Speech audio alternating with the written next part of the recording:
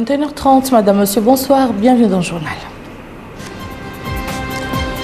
Le président de la République, président en exercice de l'Union africaine, est arrivé cet après-midi à Ouagadougou, au Burkina Faso, en provenance de Malabo.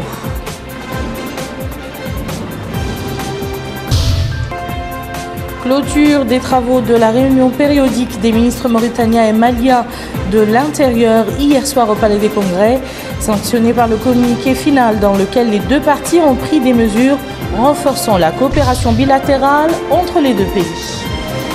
Le président américain Barack Obama annonce la mise en œuvre de la réforme du système d'immigration aux États-Unis d'Amérique. Monsieur Mohamed Ould Abdel Aziz, président de la République, président en exercice de l'Union africaine, est arrivé cet après-midi à Ouagadougou, au Burkina Faso, où il a pris part à la cérémonie officielle de passation de charge au nouveau président de la transition, monsieur Michel Kafando. Et auparavant, à Malabo, le président de la République, président en exercice de l'Union africaine, Mohamed Ould Abdel Aziz, avait prononcé un discours dans lequel il a remercié le gouvernement et le peuple de la Guinée équatoriale pour la chaleur de l'accueil et l'hospitalité légendaire dont il a fait l'objet. Il a également félicité le président turc Recep Tayyip Erdogan pour son élection à la magistrature suprême de son pays. Le président de la République, qui s'exprimait à l'occasion de l'ouverture du 3e sommet Afrique-Turquie, a insisté sur l'importance du partenariat entre ces deux parties. Il a passé en revue les principaux défis auxquels le continent est confronté, l'Ebola en premier rang, invitant les partenaires internationaux à soutenir l'Afrique, en particulier les pays touchés par l'Ebola, pour éviter l'impact négatif de la maladie. Le président de la République a exprimé sa compassion aux parents des victimes, souhaitant la guérison rapide des malades. Il a appelé l'assistance à observer une minute de silence aux mémoires des victimes de l'Ebola. Monsieur Mohamed Ould Abdel Aziz a rappelé les dangers qui menacent le continent, notamment le terrorisme, le trafic de drogue et le crime organisé, invitant le partenaire turc à appuyer le continent pour y faire face. Et nous y reviendrons bien sûr avec plus de détails dans nos prochaines éditions. Au cours de son séjour à Malabo, toujours, le président de la République, Mohamed Ould Abdel Aziz, a eu un entretien avec le président turc, M. Recep Tayyip Erdogan. Les discussions ont porté sur les relations de coopération entre la Mauritanie et la Turquie, d'une part, et entre cette dernière et l'Union africaine, d'autre part, et les voies et moyens de les renforcer et de faire réussir le 2e sommet Union africaine-Turquie qui se tient à Malabo. Activité parlementaire dans ce journal à l'Assemblée nationale. Le président de cette chambre, Mohamed El Boilil, a reçu l'ambassadeur de la République populaire de Chine dans notre pays, M. Wu Dong. L'entretien a porté sur les relations de coopération qui unissent les deux pays dans le domaine parlementaire. L'ambassadeur chinois a remis une invitation du président de la commission de l'Assemblée populaire chinoise. Et vous pourrez suivre juste après ce journal l'intégralité du point de presse commentant les résultats du Conseil des ministres hier. Ces résultats ont été commentés par les ministres des Relations avec le Parlement et de la société civile, du commerce, de l'industrie et du tourisme, et de l'habitat, de l'urbanisme et de l'aménagement du territoire, de l'élevage et de l'emploi, de la formation professionnelle et des technologies de l'information et de la communication. Clôture à Nouakchott des travaux de la réunion périodique des ministres mauritaniens et maliens de l'Intérieur hier soir au Palais des Congrès. La rencontre, qui a duré 2 jours, a été sanctionnée par un communiqué final dans lequel les deux parties ont pris un certain nombre de recommandations relatives entre autres à la question de la matérialisation de la frontière mauritano-malienne et à la circulation des personnes et des biens entre les deux pays. Le point avec Abdrahman Hamad.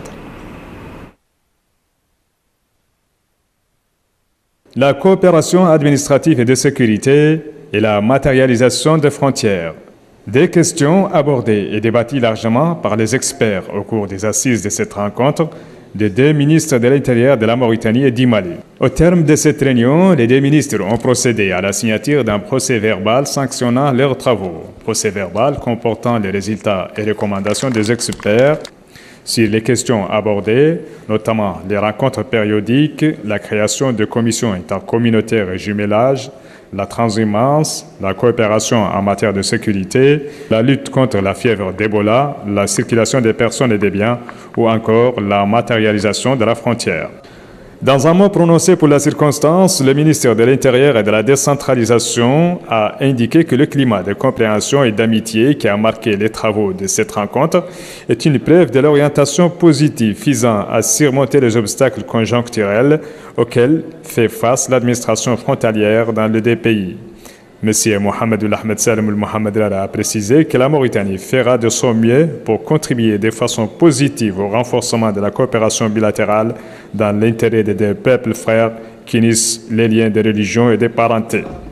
Les discussions ont été marquées le long des 3 jours du séminaire par la convergence de points de vue et la conviction de la nécessité d'une parfaite coopération entre les deux pays pour maîtriser leurs frontières communes.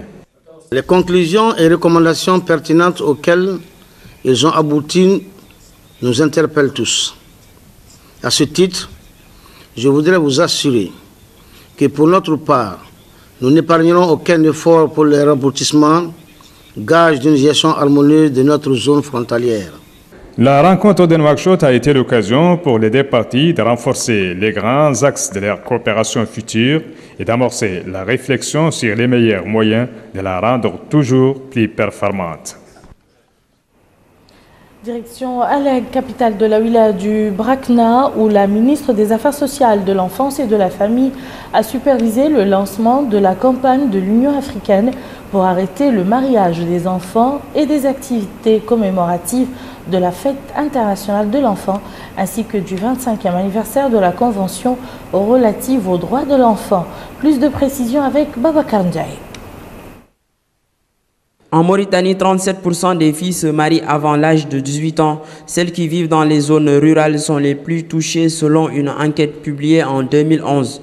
Lors d'un déplacement à Alleg pour y lancer la campagne de l'Union africaine pour lutter contre le mariage des enfants, la ministre des Affaires sociales, de la Famille et de l'Enfance a annoncé des mesures pour réduire ce taux.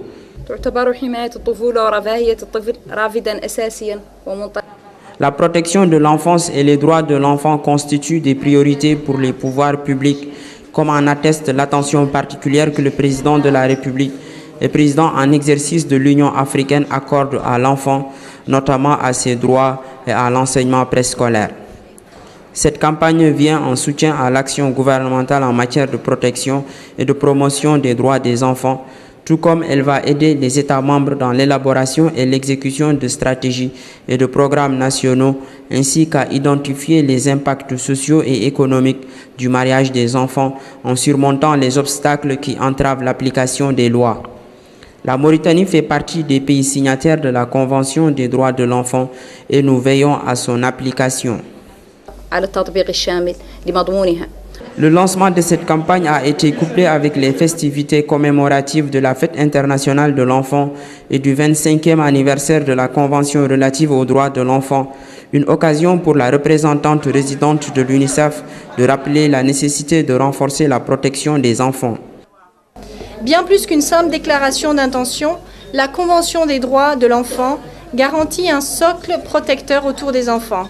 Elle réaffirme l'engagement de nos gouvernements à reconnaître le droit de l'enfant à la survie, au développement, à la protection contre la violence, les mauvais traitements et l'exploitation, et à l'expression de ses opinions. La ratification de la Convention et des protocoles additionnels s'est accompagnée en Mauritanie d'une prise de conscience louable, traduite dans un effort national d'harmonisation de la législation. Une volonté politique saluée d'ailleurs par la présidente du Parlement des enfants au Brakna, qui a rappelé que la Mauritanie est l'un des premiers États à avoir ratifié la Convention, avec la création notamment d'un cadre légal et structurel adapté aux droits de l'enfant. Une distribution de prix remis aux membres du Parlement des enfants au niveau de la wilaya du Brakna a suivi la cérémonie officielle de commémoration du 25e anniversaire de la Convention relative aux droits de l'enfant. La ministre a mis à profit son passage à Alleg pour visiter la coordination régionale du ministère des Affaires sociales, de l'enfance et de la famille. Auparavant, elle avait visité des centres de la petite enfance et de la promotion féminine. Lancement hier soir à Nouakchott de la campagne de sensibilisation et de prévention des maladies cardiovasculaires et du rhumatisme chez les enfants en milieu scolaire.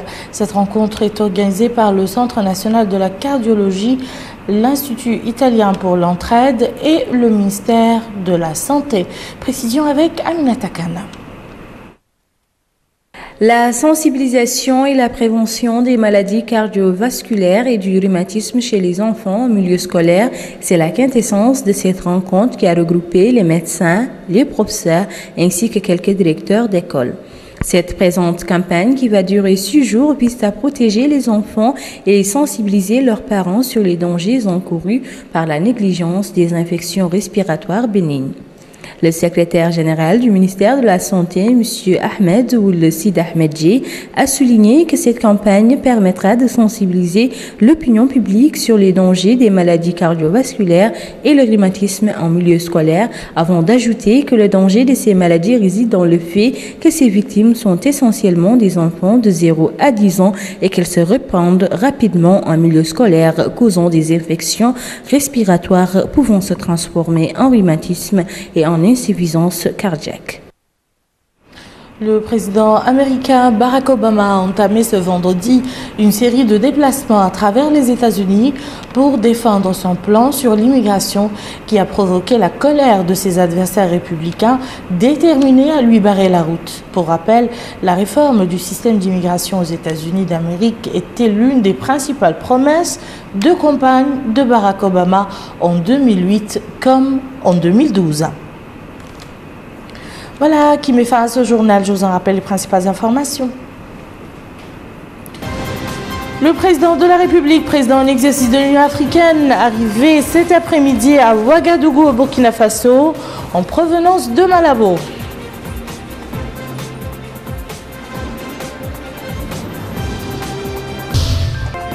Clôture des travaux de la réunion périodique des ministres mauritaniens et maliens de l'Intérieur, sanctionné par le communiqué final dans lequel les deux parties ont pris des mesures renforçant la coopération bilatérale entre les deux pays. Le président américain Barack Obama annonce la mise en œuvre de la réforme du système d'immigration aux États-Unis d'Amérique. Merci, madame, monsieur, de nous avoir suivis. Passez un excellent week-end et à très bientôt, Inch'Allah.